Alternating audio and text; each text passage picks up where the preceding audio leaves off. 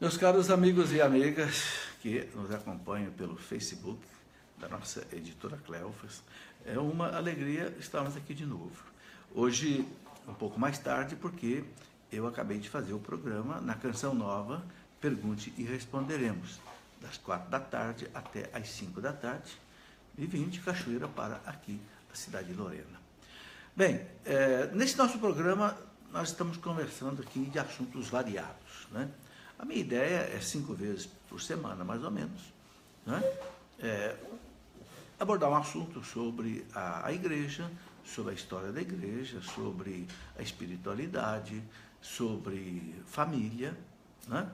Enfim, pegar um assunto de cada tipo a cada dia, mais ou menos aí seguindo aquelas coisas perguntas que eu recebo das pessoas via e-mail, via Facebook, etc., né? Que a minha assessoria me ajuda a saber. Então, acolho aqui as pessoas que já estão chegando aí, a Rosa Silveira, Rosileia Alves, estou vendo aí pessoas já entrando aí na nossa conversa, né? E qual é o assunto que a gente vai tratar hoje? Vamos conversar um pouco sobre o namoro, né? Dentro do assunto família, a gente sabe que a família começa no casamento. E o casamento começa lá no namoro, né? Eu acho que não tem ninguém que tenha se casado sem ter namorado, né? Antigamente, há muito tempo atrás, os pais marcavam o casamento dos seus filhos, né? Era comum isso, às vezes até os reis, para unirem as suas nações, casavam o filho, né, de um rei com a filha do outro rei, né? E aí faziam, né? E era cultura e as pessoas aceitavam isso, mas hoje isso já não existe mais. Inclusive a própria igreja ajudou a eliminar isso, né? Deixar que as próprias pessoas encontrem com quem quer se casar um dia, quer constituir família. Bem, então o namoro é um ponto fundamental. E uma coisa interessante que aconteceu comigo há uns 15 a 20 anos atrás, um dia eu fui pregar um retiro para os jovens líderes da Renovação Carismática Católica no estado de Pernambuco. Foi um encontro lá em Recife, no Colégio Damas. E o assunto que eu preguei para os jovens foi sobre família, namoro, casamento, etc., sexo, né? E quando terminou o encontro, um grupo de jovens pediu que eu escrevesse um livro sobre namoro. Eu disse, mas vocês já não têm? Ele disse, não, professor, escreva isso que o senhor pregou aqui para nós. Bem, então eu cheguei em casa e é um livro que as coisas estavam bem na minha cabeça, e escrevi esse livro, né, O Namoro, né? Mas quando eu escrevi esse livro, eu disse na época para minha esposa o seguinte, olha, eu acho que esse livro aqui não vai ter uma boa saída não, porque eu estou falando aqui de um namoro cristão, um namoro sério, né? Sério no sentido cristão, né? Um namoro sem vida sexual, né? Um namoro, né, como a igreja ensina. Mas que interessante, né, que para surpresa minha, hoje, de todos os livros que eu já escrevi, né, cerca de 80 livros, este livro é o livro mais vendido de todos. É algo interessante, é algo que eu não esperava, né? Eu fiquei muito feliz com isso, porque eu percebi que os jovens querem uma proposta séria de namoro. Porque eu começo no livro, coloquei na primeira página do livro, uma página em branco, coloquei uma frase de um teatrólogo francês que se converteu ao catolicismo, né? Paul Claudel, onde ele diz assim, o jovem não foi feito para o prazer, o jovem foi feito para o desafio. Então eu quis colocar na primeira página desse livro, essa frase, para o jovem perceber que nesse livro aqui, ele estava meio que diante de um desafio. Qual é o desafio? Viver um namoro diferente. Diferente desse namoro que hoje a gente vê aí propagado pela mídia.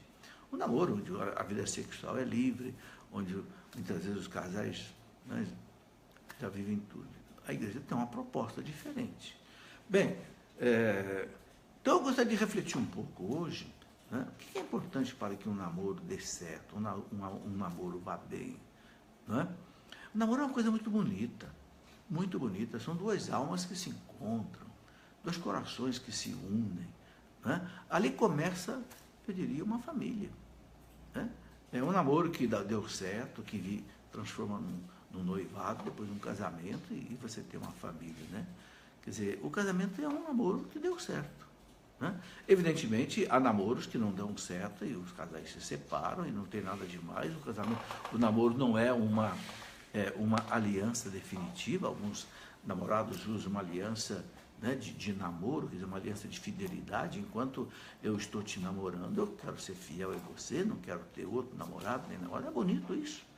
Mas essa aliança não é uma aliança de ouro, né? É uma aliança provisória. Não é uma aliança que, né, se o namoro não deu certo, se vocês não se relacionam bem, pode terminar, não tem problema nenhum. Pode continuar amigos, as famílias, inclusive, continuarem amigas. Não deve haver inimizade, é porque termina o namoro. Não. Né? Mas qual é o objetivo do namoro? Bem, o objetivo do namoro é algo muito sério. Né? Às vezes perguntam para mim assim, em que idade eu devo começar a namorar? Os jovens perguntam, em que idade? 12 anos, 15 anos, 16 anos? Eu costumo responder o seguinte, você deve começar a namorar a partir do momento que você decidiu que você um dia quer se casar. Por quê? Porque a gente namora para um dia a gente ficar noivo, se casar. Eu quero me casar, então você começa a namorar. Né? Então, porque tudo na vida, para dar certo, você tem que ter um objetivo. Você tem que ter um porquê você está fazendo alguma coisa. A partir do momento que você tem um porquê, uma meta, um objetivo, então você faz aquilo bem feito. Então, eu quero me casar, então vou começar a procurar alguém para me casar. E aí o namoro é exatamente para isso, é para você escolher a pessoa com quem você vai se casar. Né? Olha, pensa bem, quando você vai comprar uma calça, uma camisa, um sapato, você não escolhe bastante? Escolhe bastante. Né? Para comprar um sapato, por exemplo, você escolhe a cor, escolhe tem que ter o tamanho do seu pé, escolhe o modelo, né? Você experimenta, vê se não está pegando aqui, pegando ali, no seu calo. Né? Depois que Deus serviu direitinho, você vai ver o preço, se você pode pagar. Tudo isso para escolher um sapato, que é um negócio que acaba logo. Dura aí 1 ano, 2 anos, não sei, termina. Né? Escolher aquela pessoa com quem você vai viver a vida inteira. Né? Eu vivi casado 40 anos. Né? Então tem que escolher bem mesmo. A gente não pode ficar aí tampando o sol com a peneira, empurrando um namoro com a barriga, um namoro que você está sentindo que não dá certo, não tem afinidade, os valores são diferentes, e fica naquelas brigas e brigas e brigas. É melhor terminar um namoro desse tipo. Eu não estou aqui estimulando ninguém a terminar namoro nenhum, mas eu estou estimulando a viver um namoro correto. Então, o namoro é aquele tempo onde os dois vão se conhecer. É um tempo de intimidade, não é intimidade física. Não é intimidade sexual que eu estou falando, é intimidade de almas. Almas se conhecer. Quem é você? Quem sou eu? Se revelar. Porque para você conhecer uma pessoa, para saber se uma pessoa vai viver com você a vida inteira, se vocês têm os mesmos ideais, os mesmos valores, tem que se revelar. Por quê? Porque cada um de nós é mais ou menos uma caixa preta. Não tenha dúvida. Cada um de nós traz dentro de si uma história. O rapaz foi criado numa família de um jeito, com valores, com coisas. A moça foi criada em outra família, com outros valores, com outras coisas. E, de repente, os dois se encontram. Olha, são duas pessoas diferentes. Primeiro que um é homem e outro é mulher. Já tem a diferença aí enorme nisso aí. O homem é de um jeito, a mulher é de outro. O homem pensa de um jeito, a mulher pensa de outro. O homem tem sensibilidade de um jeito, a mulher tem de outro. Então, aí já é um encontro, né, que tem que ser bem ajustado. Depois, quem é você? Quem eu sou? Né? Só tem um jeito da gente contar para outra pessoa quem nós somos. É você se revelar. Revelar quer dizer você tirar o véu. Cada um de nós é capaz de ficar camuflado, escondendo do outro a própria realidade, fingindo aquilo que você não é. Isso não pode acontecer no namoro. Por quê? Porque um namoro onde as pessoas se escondem um do outro, o que acontece? Depois que casa, a realidade aparece. Porque depois que a gente se casa, passa a viver junto todo dia, almoçar junto, jantar junto, dormir junto, resultado, não dá mais para esconder nada. As qualidades e os defeitos vão aparecer. E aí o que acontece? Muita gente leva susto. Nossa, parece que eu casei com outra pessoa.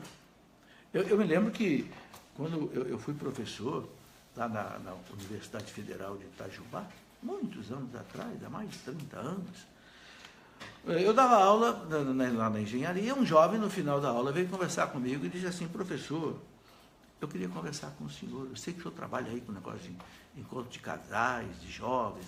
Eu digo: tudo bem, passa lá na minha sala, vamos conversar. E ele foi. E começou a me dizer o seguinte: professor, eu estou casado há 3 meses, mas eu já quero me separar. Eu digo: nossa, mas você é muito jovem, aí um estudante de engenharia já quer separar? Você: pois é, professor, parece que eu casei com outra pessoa. Eu digo: mas como assim?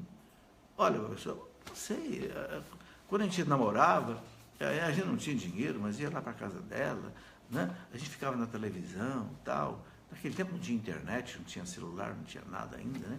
Mas tudo bem, mas não sei, hoje a gente casou, não se entende mais. Sei, parece que eu casei, parece que eu namorava um anjo, agora parece que eu casei com uma cobra. Eu digo: nossa, mas que coisa horrível, será que o sacramento do matrimônio faz essa metamorfose tão feia? Não é nada disso. Aí eu fui conversar com ela, e ela também: professor, ele era um rapaz muito bom, me tratava muito bem, mas agora, professor, não me entende, só me trata com briga, com não sei o quê. Aí eu fui conversando com os dois, conclusão que eu cheguei: eles não se conheceram durante o namoro. Foi um namoro em que eles não se conheciam. Quando eles foram morar juntos, se casaram, viveram juntos, os defeitos e as qualidades apareceram, mas os defeitos assustaram os dois, mesmo porque eram imaturos, não tinham assim tolerância um com o outro, não sabiam ainda fazer aquilo que, né, a Bíblia diz: crescer e multiplicar, não sabiam fazer esse crescer o outro, né? Então, o namoro é essa fase muito importante da autorrevelação. Quem eu sou? Você tem que se mostrar. Por quê? Porque se o outro não gostar de você do jeito que você é porque ele não te ama. É porque você não serve para ele. Não adianta ficar escondendo.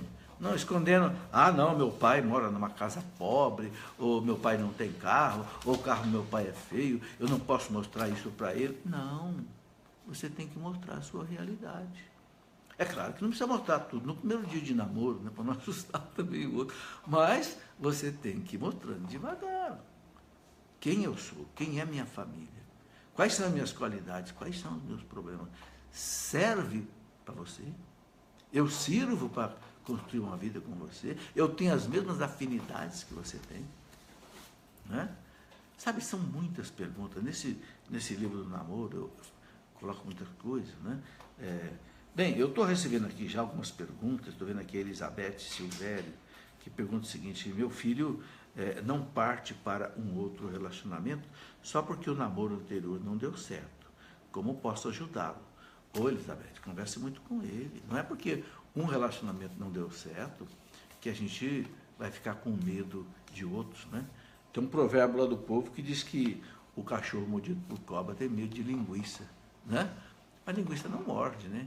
Quer dizer, então uma pessoa pode ter ferido a gente, mas não quer dizer que o outro vai ferir, não.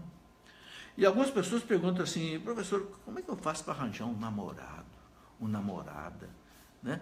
E sabe, a experiência me mostrou o seguinte: um bom namoro começa de uma boa amizade. Porque a amizade é um pré-namoro. Na amizade, você já faz um primeiro filtro. Porque o que é importante quando você vai escolher alguém? Será que essas pessoas têm os meus valores básicos que eu tenho? Que são importantes para a minha vida? Por exemplo, para mim era muito importante eu encontrar uma moça que fosse religiosa, porque eu era religioso. Era muito importante eu encontrar uma moça que quisesse ter filhos, porque eu queria ter filhos. Nós tivemos 5 filhos. Entende? Então, quais são os seus valores básicos? Uma pessoa para viver comigo a vida inteira, quais são os valores que essa pessoa deve trazer?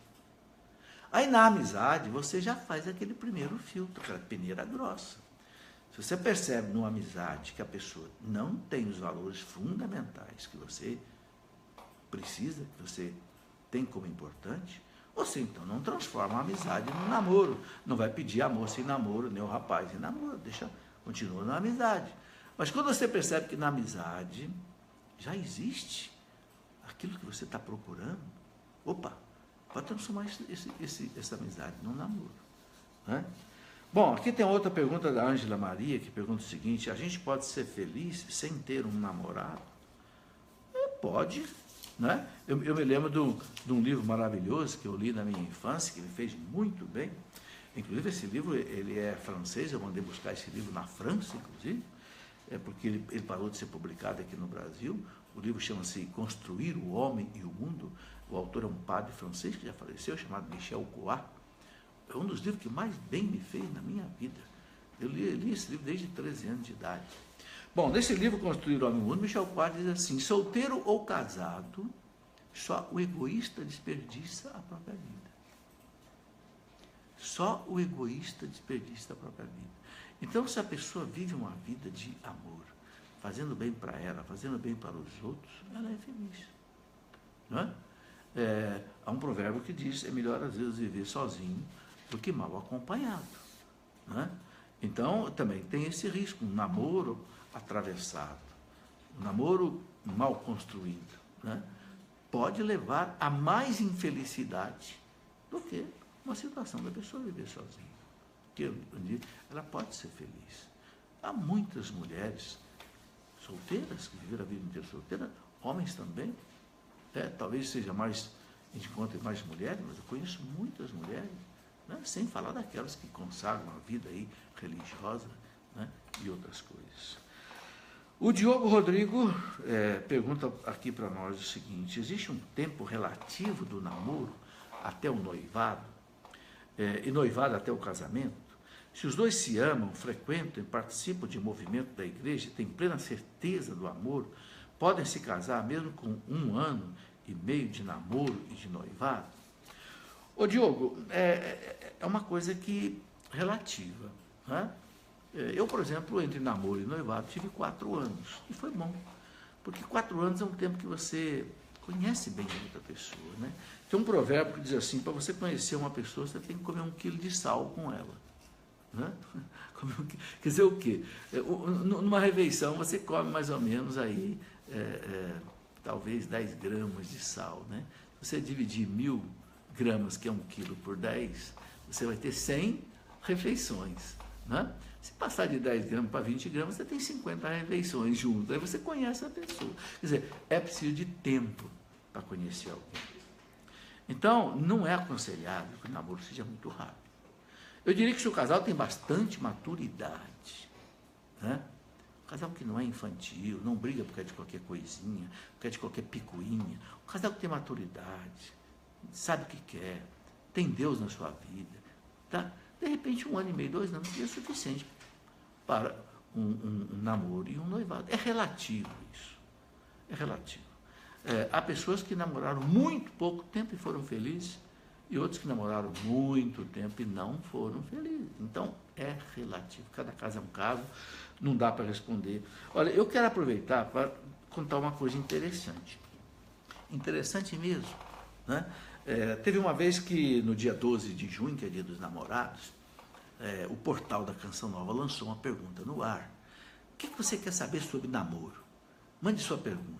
Meu Jesus, mandaram quase 800 perguntas para o portal da Canção Nova. Aí o pessoal do portal ficou meio apavorado e mandaram para o professor Felipe responder as perguntas. Eu digo: engraçado, né?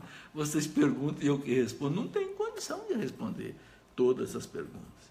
Então, na época eu peguei e fiz o seguinte: conversei com a minha esposa e disse: olha, se você tiver condição de separar essas 800 perguntas em assuntos, eu sou capaz de escrever um livro respondendo por assunto, mas não pergunta por pergunta, né? E aconteceu. Aí saiu esse livro, Problemas no Namoro. Esse livro já tem aí, eu acho que, sei, mais de 10 anos. E interessante, o que eu coloco nesse livro? Eu coloco várias coisas que, de repente, pode ajudar você que está perguntando. Por exemplo, por que existe o namoro? Com quem namorar? Né? O namorado do meu sonho e o namoro que eu tenho. A gente não pode querer ter um namorado de um sonho, um príncipe encantado. Não existe isso. Né? Nos encontros de casais, o pessoal diz que amar não é querer alguém construído, mas é construir alguém querido. É fazer o outro crescer. Né? Isso é o amor. O amor é aquilo que faz o outro crescer, com a sua própria renúncia. Você diz não para si para dizer sim para o outro. Isso é o verdadeiro amor. Jesus, quando falou do amor, diz: amai uns aos outros como eu vos amei. Mas Jesus colocou o referencial do amor não é esse amor aí de novela, de televisão, não. Que amai-vos uns aos outros como eu vos amei. E como é que ele amou a nós todos? Na cruz. Ele fala para São Paulo escreve na carta aos Efésios, né? Efésios 5:25, maridos, amai as vossas esposas como Cristo amou a igreja e se entregou por ela. Isso é amar alguém, é sofrer por alguém, é se renunciar por alguém, é dizer não para você poder dizer sim para o outro. Aí o outro cresce. Aí acontece aquilo que Deus disse: crescei, multiplicai. Né? Então, esse livro aqui eu coloco, né? Quando namorar, como namorar, ficar ou namorar. E aí eu coloco uma série de problemas que eu gostaria de... Não dá tempo de desdobrar um por um, quem sabe te volta aqui numa outra conversa. Mas, por exemplo, problemas que aparecem no namoro, né? A família do namorado, às vezes dá problema. A diferença de idade. Dá certo casar com diferença de idade? Depende sobre a maturidade. Tudo é questão de maturidade. Né? Não é muito bom que, por exemplo, haja uma distância grande de idade entre outros. Isso não é bom. Mas, às vezes, até casais que vivem bem, desde que exista o verdadeiro amor. Né? Namoros que terminaram, às vezes, em briga. Não sei se devo continuar meu namoro, é outra dúvida, outro problema que acontece. Quando se casar, problema de namoro e de religião, também está aqui, né? Namorado com alguém que já é mãe ou alguém que já é pai, né? Isso também acontece, isso, né? Depois, namoro virtual à distância, hoje também namoros também pela internet. Como realizar isso? Conhecer alguém pela internet, você tem que conhecer pessoalmente. Porque a internet, você sabe, é um perigo. Na internet a pessoa pode fantasiar, pode se camuflar, pode mostrar a você uma realidade que não é verdade e pode te enganar.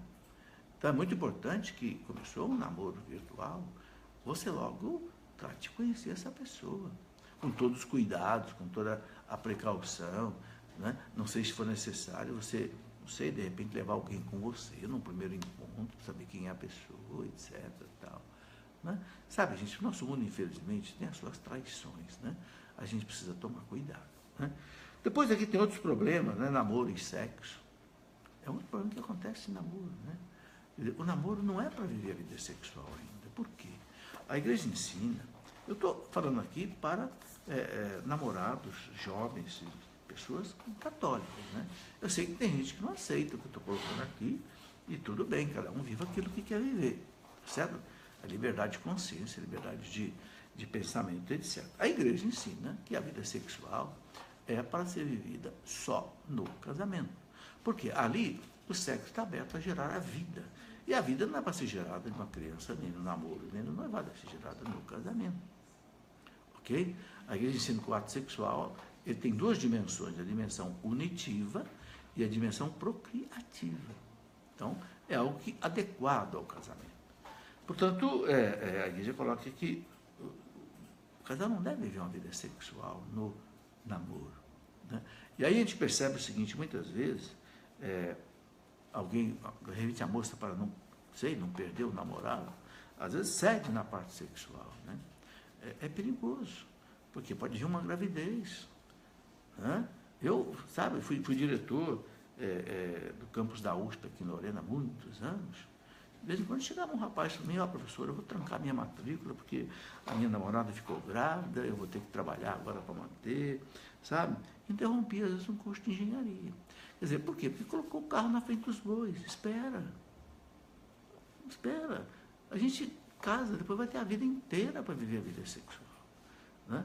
Eu me lembro que, lá na década de 70, quando começou a crescer o número de automóveis no Brasil, né? Eu lembro que o governo fez um slogan que era assim: não faça do seu carro uma arma, porque a vítima pode ser você. Quer dizer, não faça do seu carro, da sua moto, uma arma, porque você é que pode morrer nessa. Sabe, a gente pode plagiar esse slogan dizendo assim: não faça também você que é jovem, especialmente moça, não faça do seu corpo uma arma, porque a vítima pode ser você. Você usa seu corpo aí, não sei, para prender um namorado. Ora, isso é amor? Ele te ama? Ou ele quer simplesmente o prazer que você pode dar a ele? Amar não é.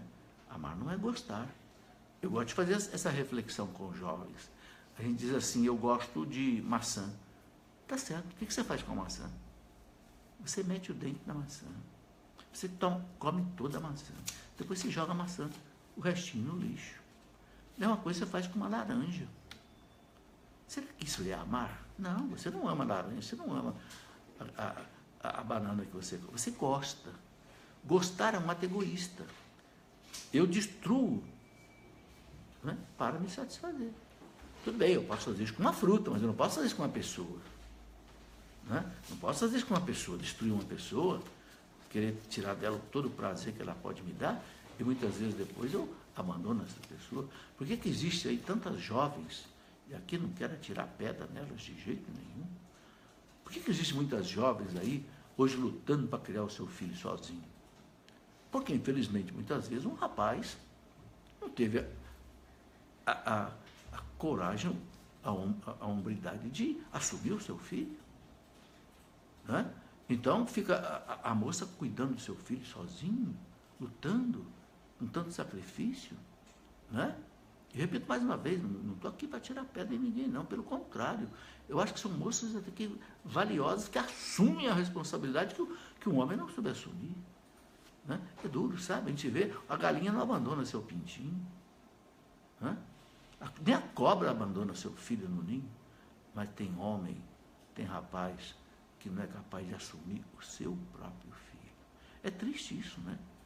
É triste. O Papa João Paulo II, quando esteve aqui no Brasil a última vez, em 1997, lá no Maracanã, quando ele falou para o jovem, ele disse uma coisa para o jovem pensar. Ele disse, olha, jovens, o Brasil, muitas vezes, por causa do sexo livre, o amor livre, né, tem milhares de filhos órfãos de pais vivos. O pai tem pai, mas não conhece o pai. Por quê? Porque o pai não assumiu. Isso é o sexo fora do lugar. Né? Então, bom, vamos aqui a mais algumas perguntas que estão aqui na minha mão. A Vânia Alves diz assim, no matrimônio é pecado escolher não ter filhos? Veja, Vânia, a igreja diz assim, o casamento é para ter filhos. A igreja não diz quantos. Tanto é que naquelas 3 perguntas que o sacerdote faz no altar, e que o casal tem que dizer aqueles 3 sim, o primeiro sim é aquele, vocês querem se casar, é de livre e espontânea vontade? Sim. Vocês prometem um ao outro amor e fidelidade, é por toda a vida que prometeis? Sim. E a terceira pergunta é essa, vocês prometem receber os filhos que Deus lhes enviar, educando-os na fé do Cristo da igreja? Sim. Então, a igreja diz assim, o casal que casa, dizendo não vamos ter nenhum filho, o casamento é nulo. Por quê? Porque fizeram uma promessa que não vão cumprir. Ok? Inclusive, o Código de Direito Canônico da igreja diz o seguinte, né? Um casal que não consegue ter a primeira relação sexual por problema de doença física irreversível, por exemplo, tetraplégico, não é problema de infertilidade, não é problema de dificuldade psicológica, não.